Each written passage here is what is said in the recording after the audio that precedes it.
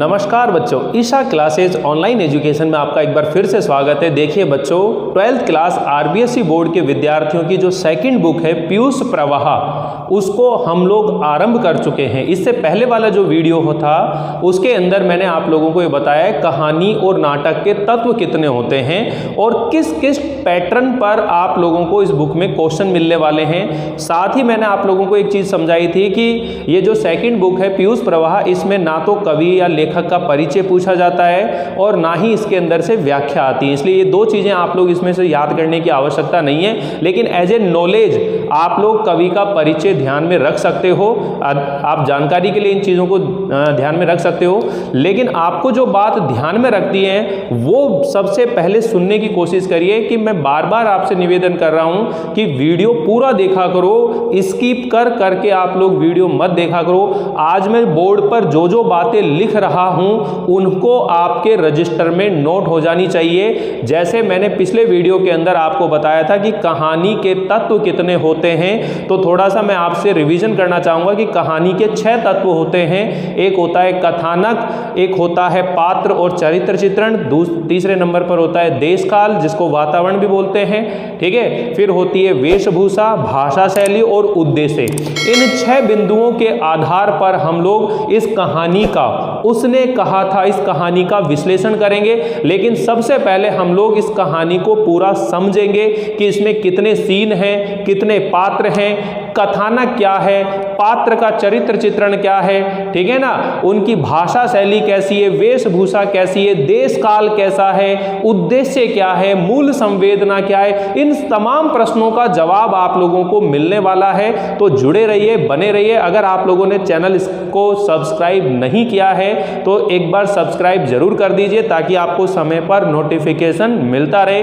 तो चलिए सबसे पहले हम लोग देखते हैं कि ये जो चंद्रधर शर्मा गुलेरी है, इसका मैंने एक शॉर्ट परिचय यहां लिखा है। इसकी जानकारी आपको होनी चाहिए। ये आपको काम क्या करना है, जो फर्स्ट वीडियो था उसे भी आपने रजिस्टर में नोट करना था और सेकंड जो वीडियो है इसको भी आपको अपने रजिस्टर में नोट करना है। एज इट इज जैसा लिखा हुआ है ऐसे आपको नोट करना है, लेकिन एक बार समझ जरूर लीजिएगा। देखिए, उसने कहा था, ये जो कहानी है इसके राइटर है चंद्रधर शर्मा गुलेरी। चंद्रधर शर्मा गुलेरी ने अपने जीवन काल में केवल 3 कहानियां लिखी हैं। कितनी कहानियां लिखी हैं? 3 कहानियां लिखी हैं और उन 3 कहानी के आधार पर ही ये हिंदी साहित्य में एक श्रेष्ठ कहानीकार के रूप में इनकी प्रसिद्धि प्राप्त हो गई इनको। देखिए, कहानीकार के रूप में किसे जाना जाता है? मुंशी प्रेमचंद जी का नाम आता है। लेकिन ये ऐसे व्यक्ति थे, इन्होंने 3 कहानियां लिखी और 3 कहानी के आधार पर ही इन्हें एक श्रेष्ठ कहानीकार के रूप में पहचान मिल गई। और इनकी प्रसिद्धि का जो सबसे बड़ा कारण था वो ये कहानी थी, उसने कहा था। उसने कहा था, ये कहानी है। इसमें जिस तरह इसने प्रसंगों को, घटनाओं को मिश्रित किया है, अपने आप में एक अद्भुत कला है। आपको जानकर आश्चर्य होगा कि हिंदी साहित्य के अंदर जो टॉप 10 कहानियां हैं उनके अंदर इस कहानी का नाम भी आता है। तो हम लोग इस कहानी को समझेंगे। बहुत ही शानदार कहानी है। आप अंत तक ये नहीं पहचान पाओगे कि उसने कहा था, उसने मतलब किसने किससे क्या कहा था। तो मैं आप लोगों को बहुत बारीकी से चीजें समझाऊंगा। तो देखिए, इनका जन्म कब हुआ है बच्चों? सबसे पहले देखिए, 7 जुलाई सन 1883 ईस्वी में गुलेर नामक गांव है। गांव का नाम क्या है? गुलेर। अब ये गुलेर गांव कहाँ है? कांगड़ा जिले के अंदर है। और कांगड़ा कहाँ है? हिमाचल प्रदेश के अंदर। यानी कि कांगड़ा जिले, हिमाचल प्रदेश के कांगड़ा जिले के गुलेर गांव में 1883 ईस्वी में इनका जन्म हुआ है। और 12 सितंबर 1922 ईस्वी में केवल 39 वर्ष की आयु में, 39 ईयर्स, ठीक है, 39 वर्ष की आयु में इनका देहांत हो गया। कहाँ हुआ? काशी, उत्तर प्रदेश में हुआ। लेकिन ये प्रतिभा के बहुत धनी थे। इनके पिताजी का नाम है शिवराम शास्त्री, इनके माताजी का नाम है लक्ष्मी देवी, ठीक है। इनका कर्म भूमि यानी कि इन्होंने जो काम किया था, कार्य किया था, वो कहाँ किया है? जयपुर, राजस्थान के अंदर आ गए थे ये, ठीक है। ये प्राध्यापक थे, अध्यापक थे और अनेक विभागों के अंदर ये काम करते रहे। अनेक भाषाओं के ये ज्ञाता थे। ये बहुत सारी भाषाएं जानते थे। ये संस्कृत, पाली, प्राकृत, हिंदी, अंग्रेजी, मराठी, बंगला, लैटिन, फ्रेंच, जर्मन, अनेक भाषाओं के ज्ञाता थे।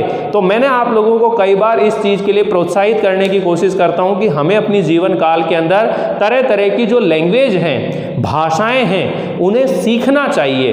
यही कारण है कि जब आप 10th क्लास तक पढ़ते हो तो आपको 3 लैंग्वेज सिखाने की कोशिश की जाती है, हिंदी, संस्कृत और अंग्रेजी भाषा। लेकिन धीरे धीरे चलकर आप और भी भाषाएं सीख सकते हो। अभी आप लोगों ने यूट्यूब पर एक लड़की देखी होगी, 13 साल की लड़की है, वो अंग्रेजी के कई डिक्टेशन बोलती है, यानी कि अंग्रेजी को कई तरह से बोल सकती है। वो रशियन अंग्रेजी बोलना जानती है, ऑस्ट्रेलियन अंग्रेजी बोलना चाहती है, मतलब कई तरह की अंग्रेजी को वो बोल सकती है। केवल 13 वर्ष की आयु है। उसको आप देखिएगा कितना मोटिवेशन मिलेगा आप लोगों को कि हमें अब तक आप अंग्रेजी माध्यम विद्यालय में पढ़ रहे हो, इंग्लिश मीडियम में पढ़ रहे हो, लेकिन अब तक आप लोग इंग्लिश में नहीं बोलना जानते हो। कितनी दयनीय स्थिति हो सकती है आप लोगों की, क्योंकि हम लैंग्वेज को सीखना ही नहीं चाहते। केवल जो कोर्स है, किताबें हैं, उनको पढ़ते रहते हैं, लेकिन कभी भी इंग्लिश भाषा को बोलने के लिए हम लोग कभी प्रयास नहीं करते। देखिए, मैं हिंदी का अध्यापक हूं, लेकिन फिर भी आपसे कह रहा हूं कि अंग्रेजी बोलना सीखिए। क्यों? क्योंकि लैंग्वेज तो हमें आनी चाहिए, हिंदी भी हमें अच्छे से शुद्ध तरीके से सीखनी चाहिए, हमें और भी लैंग्वेज सीखनी चाहिए। ठीक है, तो यहां पर देखिए ये व्यक्ति जो है, इससे हम सीख सकते हैं कि इन्होंने अपने 39 साल की आयु में तो मर ही चुका था। तो ये समझो कि ये कितना टैलेंटेड व्यक्ति था कि कितनी सारी भाषाओं का इन्होंने अध्ययन किया है। ठीक है, आगे देखिए, इन्होंने केवल कहानी 3 लिखी हैं और 3 कहानियों के रूप में एक अमर कहानीकार के रूप में इन्होंने प्रसिद्धि प्राप्त कर ली। इनकी 3 कहानियां कौन सी है बच्चों? पहली है सुख में जीवन, दूसरी है बुद्धू का कांटा और तीसरी कहानी है उसने कहा था। ये इनकी प्रसिद्धि का सबसे बड़ा कारण है। ये कहानी, इनकी प्रसिद्धि का जो श्रेय है वो इसी कहानी को प्राप्त है। इसके अलावा इन्होंने कछुआ धर्म और मारेसी मोही कुठाव इनकी निबंध कला के प्रतिमान हैं। तो ये थोड़ा सा मैंने आप लोगों को इसका शॉर्ट परिचय बताया है। आप लोगों को करना क्या है कि अपने रजिस्टर के अंदर ये ऐसी एज इट इज हेडिंग डालनी है। आपको ये मालूम होना चाहिए उसने कहा था साहित्य की कौन सी विधा पढ़ रहे हैं हम लोग? कहानी पढ़ रहे हैं। जब कहानी पढ़ रहे हैं तो साइड में आप लोग नोट कर लेना कि भाई कहानी पढ़ रहे हैं तो कहानी के तत्व कितने होते हैं, तो वो तत्व नोट कर लेना एक साइड में। एक रजिस्टर में जैसे आप लिखोगे उसने कहा था कहानी है, फिर आप लिख लेना कहानी के तत्व, यहां पर कहानी के तत्व लिख लेना, ताकि जब हम लोग इस कहानी को पढ़ने के बाद विश्लेषण करेंगे, इसका एनालिसिस करेंगे, तो उन 6 बिंदुओं के आधार पर मैं आप लोगों से प्रश्न पूछने वाला हूं और उसी से हमें ये कहानी जो है बहुत अच्छे से क्लियर होने वाली है। इसके एक एक क्वेश्चन आप लोगों को बहुत अच्छे से समझ में आने वाले हैं। तो एक बार आप लोग इसका स्क्रीनशॉट ले लीजिए ताकि आपको लिखने में आसानी हो। फिर मैं आप लोगों को ये कहानी समझाने वाला हूं, उसने कहा था।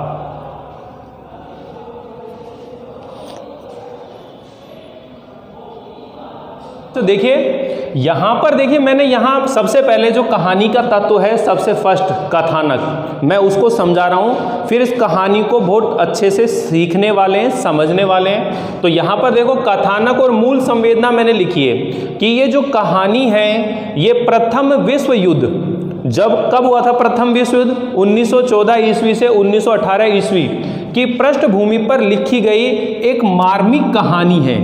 एक बहुत ही मर्मस्पर्शी कहानी है जो आपके हृदय को अंदर तक स्पर्श करती है, उसे बोलते हैं मर्मस्पर्शी। एक मार्मिक कहानी है जिसका कथानक जो है प्रेम, त्याग और कर्तव्य निष्ठा को केंद्र में रखकर बुना गया है, अर्थात बनाया गया है। वापस से सुन लीजिएगा, अगर आपसे यह पूछा जाए कि उसने कहा था ये कहानी है, इसका कथानक क्या है या इसकी मूल संवेदना क्या है या फिर इसका प्रतिपाद्य क्या है, विषय वस्तु क्या है, इनमें से कोई सा भी शब्द देखकर अगर आपसे प्रश्न पूछा जाता है तो आपको ये वाली चीजें लिखनी है। मैंने आपको बताया इससे पहले चंद्रधर शर्मा गुलेरी का परिचय, उसे आपको नोट करना है और उसी के नीचे फिर आपको ये कथानक और मूल संवेदना नोट करनी है। सारे जितने भी तत्व हैं उनके बारे में हम लोग लिखते हुए चलेंगे, बात करते हुए चलेंगे। तो इस कहानी का जो तत्व है, उसने कहा था ये कहानी प्रथम विश्व युद्ध की पृष्ठभूमि पर लिखी गई है, जिसका कथानक प्रेम, त्याग और कर्तव्य निष्ठा को केंद्र में रखकर बुना गया है। इसके अंदर जो बालक लहना सिंह है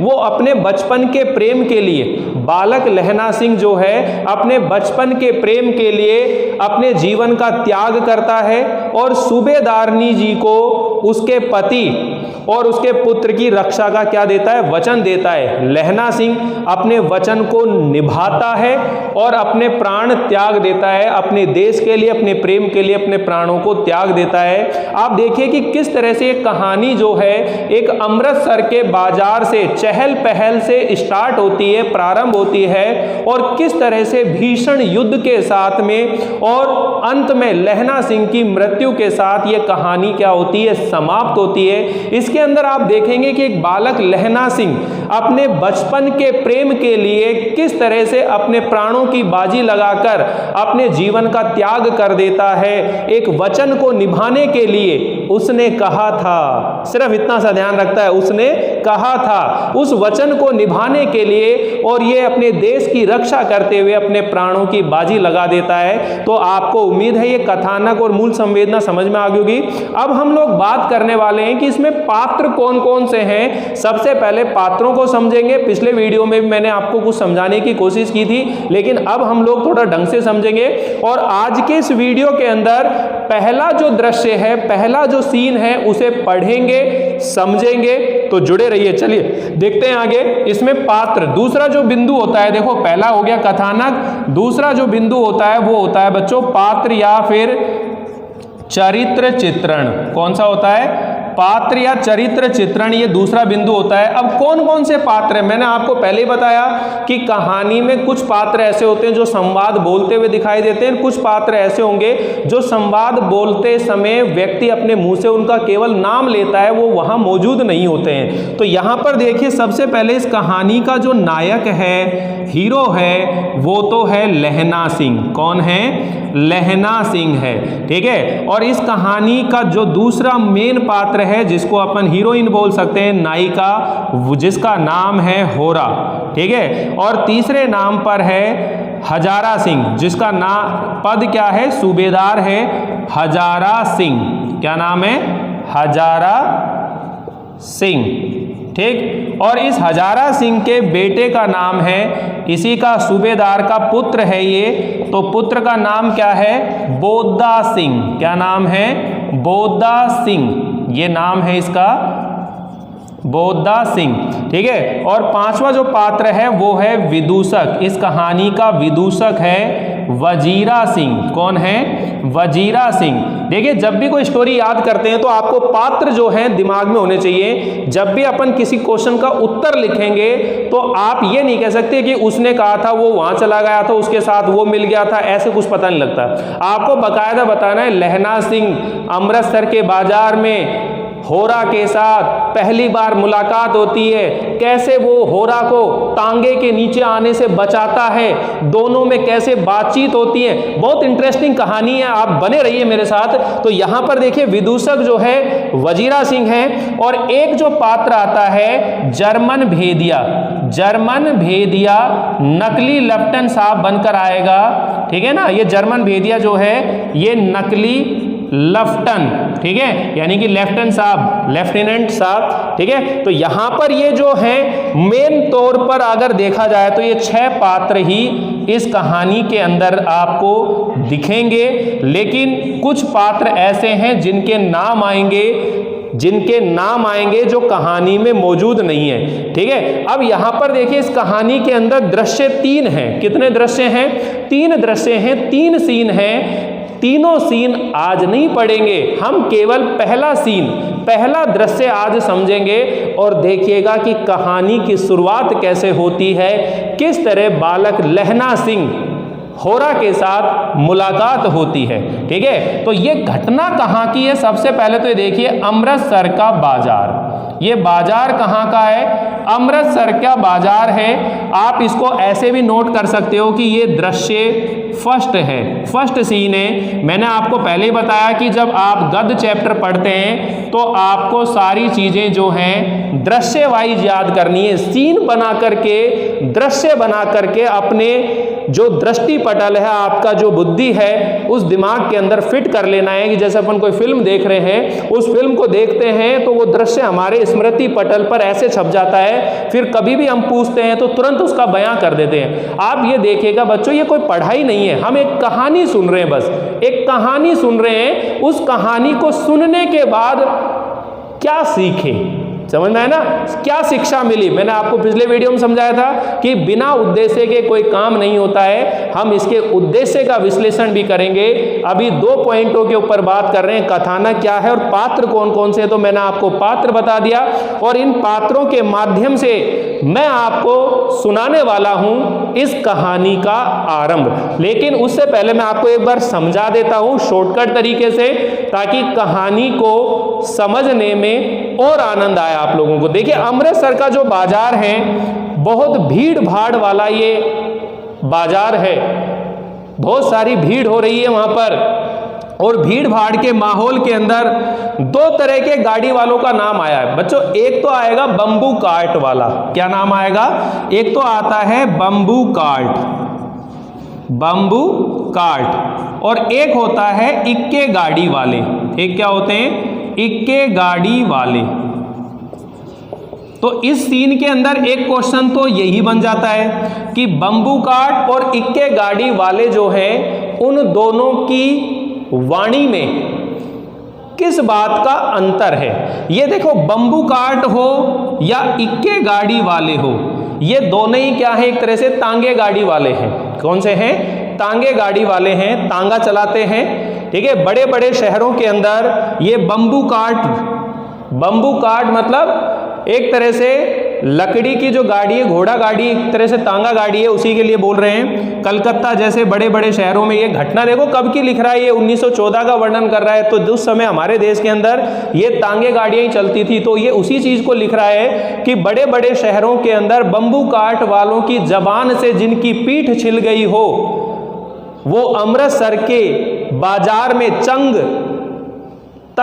चक्करदार गलियों के अंदर इक्के गाड़ी वालों की जबान का, बोली का मरहम लगाइए। ये लाइनें आएंगे भी पढ़ देंगे अपन, ठीक है। तो बम्बू कार्ट वाले और इक्के गाड़ी वाले क्या होते हैं बच्चों, कि ये जब घोड़ा गाड़ी, तांगा गाड़ी चलाते हैं तो राह के अंदर किसी के पैर को चीथ देते हैं, ठीक है, या फिर इनके तांगे के सामने कोई आता है तो जबान चलाते हैं कि अब मेरा ही तांगा तेरे को मरने के लिए मिला है, ठीक है। और अगर कोई इनके तांगे के नीचे आ जाए तो भी अपने आप को ये क्या करते हैं, ग्लानि का दोष देते हैं। कहने का मतलब क्या आ रहा है कि जो बम्बू कार्ट वाले हैं, इनकी वाणी के अंदर कठोरता है, लेकिन जो इक्के गाड़ी वाले जो उन्हीं की बिरादरी के हैं एक तरह से, लेकिन इनकी वाणी के अंदर थोड़ा सा क्या है, मिठास है, थोड़ी क्या है, मिठास है। तो मैं यहाँ क्वेश्चन भी क्लियर करते हुए चल रहा हूं कि बम्बू कार्ट वाले और इक्के गाड़ी वालों की जो वाणी है उसमें क्या अंतर है, और अच्छे से डिटेल में सीखेंगे। तो यहां पर देखिए कि ये दोनों तरह की गाड़ियों का अंतर बताएंगे, लेकिन अमृतसर के बाजार में कौन सी गाड़ियां चल रही हैं, इक्के गाड़ी वाले चल रहे हैं, ठीक है।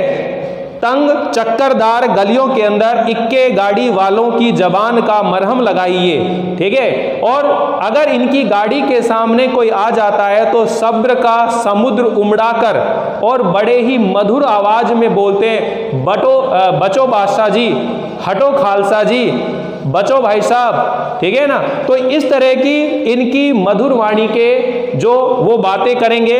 अब देखिए यहां पर क्या होता है कि जो बालक लहना सिंह और बालिका लहना सिंह दोनों पहुंच गए हैं एक दुकान पर, ठीक है। अब ये दुकान काय की है भाई, हलवाई की दुकान है। ये किसकी दुकान है, ये हलवाई की दुकान है। इस दुकान के ऊपर पहुंच गए हैं। इस दुकान के ऊपर जो दुकानदार है वो एक परदेसी के साथ में गुथ रहा है, मतलब बात कर रहा है, क्योंकि वो है जो पापड़ की गड्डी है उसे बिना गिने ले जाना नहीं चाहता है। तो यहां पर क्या होता है कि जो बालिका हो रहा है, ये जो बालिका हो रहा है जिसकी आयु केवल 8 वर्ष है यहां पर, ठीक है। इस दुकान पर आप पहुंचे हैं, कौन कौन, एक पहुंचा है लहना सिंह जिसकी आयु है 12 वर्ष, कितनी है, 12 वर्ष। और एक पहुंची है यहां पर होरा, जिसकी आयु कितनी है बच्चों, 8 वर्ष। एक बालिका, ये लहना सिंह और होरा। ये जो लहना सिंह है ये इस समय अमृतसर में क्या कर रहा है, ये अपने मामा के घर आया हुआ है, और ये जो होरा है ये भी अपने मामा के घर रह रही है। ये दोनों अलग अलग हैं, दोनों अलग अलग है। होरा क्या है, तांगे के नीचे आ रही थी, एक तांगे वाला आ रहा था, तो उस तांगे वाले के नीचे आने से ये लहना सिंह उसे बचा लेता है और उठाकर उसे ऊंचे चबूतरे पर रख देता है। ठीक है, तो यहीं से इन दोनों की मुलाकात आरंभ होती है।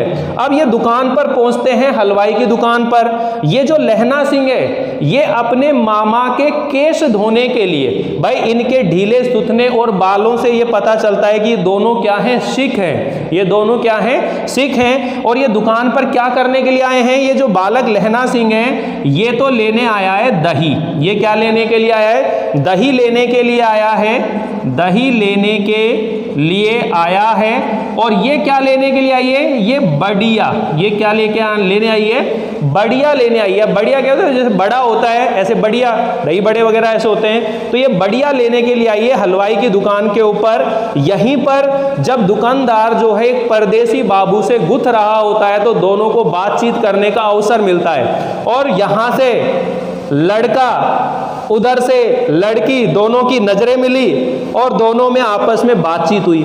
और बातचीत हुई, कहाँ रहती हो, कहाँ रहती हो, तो ये कहती है मैं अतर सिंह की बैठक में रहती हूँ। नहीं, ये पूछता है सबसे पहले, ये पूछता है कि तेरा गांव कौन सा है, ठीक है ना। तो ये अपना जो गांव का नाम बताती है, गांव का नाम क्या बताती है, ये मगरा, ठीक है ना, मगरे की रहने वाली है, मगरा इसके गांव का नाम बताती है। और ये पूछती है कि तू कहाँ का है भाई, तो ये कहता है कि मेरा गांव का नाम जो है मांझा, ठीक है ना, मैं मांझे का रहने वाला हूं। ये मांझे का और ये मगरे की रहने वाली है, ठीक है। अब दोबारा क्वेश्चन आता है कि यहां कहां रहती है, अमृतसर जो जगह है वहां कहां रहती है, तो ये कहती है अतर सिंह की बैठक। कहां रहती हूं, अतर सिंह की बैठक, ठीक है ना, अतर सिंह की बैठक है, वहां रहती हूं, वो मेरे मामा होते हैं। वो क्या बोलती है, वो मेरे मामा होते हैं। और कहती है तू कहां रहता है, तो ये कहता है मैं गुरु बाजार में रहता हूं। कहां रहता हूं, गुरु बाजार में रहता हूं। तो ये इस तरह से घटनाक्रम यहां से इनकी वार्तालाप चलती है, ठीक है। और यहाँ हलवाई की दुकान पर यह शुरुआत होती है। तो वापिस समझने की कोशिश कीजिएगा कि पहली बार लहना सिंह की मुलाकात नायिका होरा से कहाँ होती है, तो पहली बार मुलाकात कहाँ होती है, अमृतसर के बाजार में होती है। बालक लहना सिंह होरा को तांगे के नीचे आने से बचाता है, दोनों की एक दूसरे से बातचीत होती है। हलवाई की दुकान पर पहुंचते हैं। हलवाई की दुकान पर पहुंचकर जो दुकानदार है वो एक परदेसी बाबू से गुथ रहा होता है, ठीक है ना। इतने में दोनों को बातचीत करने का क्या मिला है, अवसर मिला है, मौका मिला है। इधर जो लहना सिंह है उसकी आयु कितनी है, 12 वर्ष है, और जो होरा है वो कितने साल की है, 8 साल की है। दोनों में बातचीत होती है। वो कहती है कि तेरा नाम क्या है, होरा, तेरा नाम क्या है, लहना सिंह हो गई, तू कहाँ है, तेरा गांव कौन सा है, तो कहती है मैं मगरे की हूँ, मैं मगरे की हूँ। और तेरा, बोला मैं मांझे का, मैं मांझे का। यहाँ कहाँ रहती है, बोली मैं यहाँ अतर सिंह की बैठक में रहती हूँ, जगह का नाम है अतर सिंह की बैठक, वो मेरे मामा होते हैं। और कहती तू, तो कहता है मैं गुरु बाजार में रहता हूँ, वहाँ मैं अपने मामा के यहाँ आया हूँ। इस तरह दोनों की बातचीत होती है।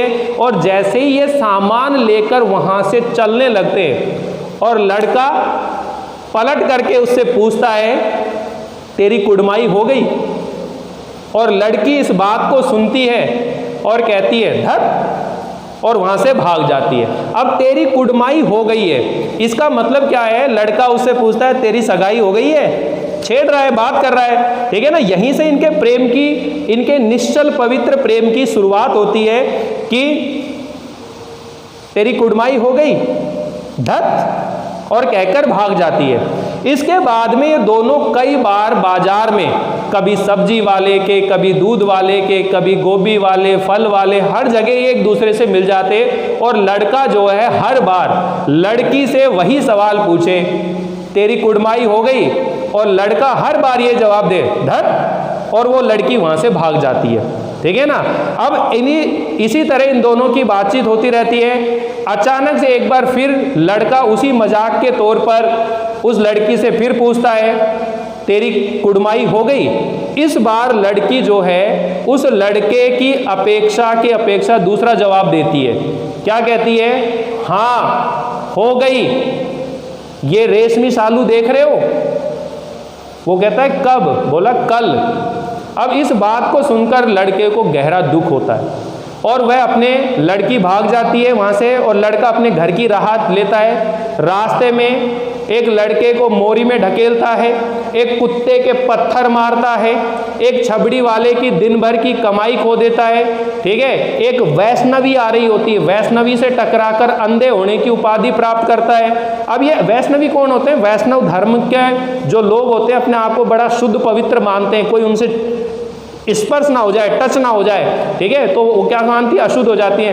तो उस वैष्णवी से टकरा गया तो उसने कहा अंधा है क्या? तो अंधा होने की उपाधि प्राप्त करी, उस वैष्णवी से टकराकर अंधा होने की उपाधि प्राप्त करी, ठीक है, और लड़खड़ाता हुआ अपने घर पहुंचा। यहां पर ये पहला सीन जो होता है वो फिनिश हो जाता है, समाप्त हो जाता है। समझ में आ रहा है बच्चों कि आप लोगों को ये स्टोरी समझ में आनी चाहिए कि किस तरह से इन लोगों की मुलाकात हो रही है। आपने काम क्या करना है कि आपको अपनी नोटबुक में ये सब काम एज इट इज लिखना है, ये ध्यान रख लेना। जब आपका बोर्ड का पेपर होगा तो इन दृश्यों को जब आप याद करोगे तो आपको बहुत सारी चीज़ें बहुत आसानी से क्लियर हो जानी है, समझ में आ जानी है। तो यहाँ स्टोरी समझ में आ रही है। अब देखिए क्वेश्चन क्या आता है। क्वेश्चनों के बारे में हम लोग चर्चा करेंगे, फिर मैं आप लोगों को रीडिंग कराऊंगा इस पार्ट की, यहाँ तक के सीन की रीडिंग करूंगा ताकि आपको और ज़्यादा क्लियर हो जाए। तो देखिए ये क्या बोल रहे हैं यहाँ तक बच्चों। पहला क्वेश्चन, बम्बू काट और इक्के गाड़ी वालों में क्या अंतर है? दोनों की वाणी में क्या अंतर है? इनकी वाणी में मिठास है, इनकी वाणी में अपेक्षाकृत कठोरता है, ठीक है। तो और अच्छे से इसको पढ़ेंगे तब लाइनें समझा देता हूँ। दोनों की मुलाकात कहाँ हो रही है? अमृतसर के बाजार में, दुकान पर, हलवाई की दुकान है। दुकान किस चीज़ की? हलवाई की। किताब में जिक्र नहीं है, हमें निकालनी है ये चीज़ें। पता कैसे लगी?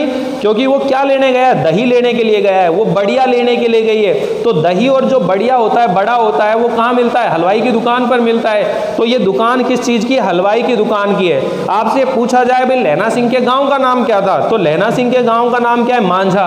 और जो होरा नायिका है उसके गाँव का नाम क्या है? मगरा है, ठीक है। अमृतसर में कहाँ रहती है वो? अतर सिंह की बैठक में रहती है, ठीक है, वहां एक स्थान है अतर सिंह। और लड़का कहां रह रहा है? गुरु बाजार में रह रहा है। इस तरह का ये विश्लेषण आपने करना है। फिर आपने देखना है, ये संवाद दिया जाएगा, डायलॉग दिया जाएगा।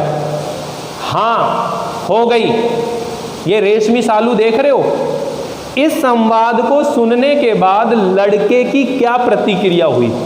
लड़के की क्या प्रतिक्रिया हुई? तो आपने क्या ध्यान रखना है कि इस संवाद को, इस बात को सुनने के बाद लड़के की क्या प्रतिक्रिया हुई कि उसने अपने घर की राह देखी, रास्ते में एक लड़के को मोरी में ढकेल दिया, एक पत्थर उठाकर कुत्ते को मारा, एक छाबड़ी वाला जो था उसकी दिन भर की कमाई खोई, एक वैष्णवी से टकराकर अंधे होने की उपाधि प्राप्त करी, एक दूध वाले को गोभी वाले पर उंडेल दिया, और इस तरह वो लड़खड़ाता हुआ अपने घर पहुंचा। समझ में आई? अगर आप लाइव क्लास में होते इस समय तो बड़ा आनंद आने वाला था इस चैप्टर के अंदर आप लोगों को।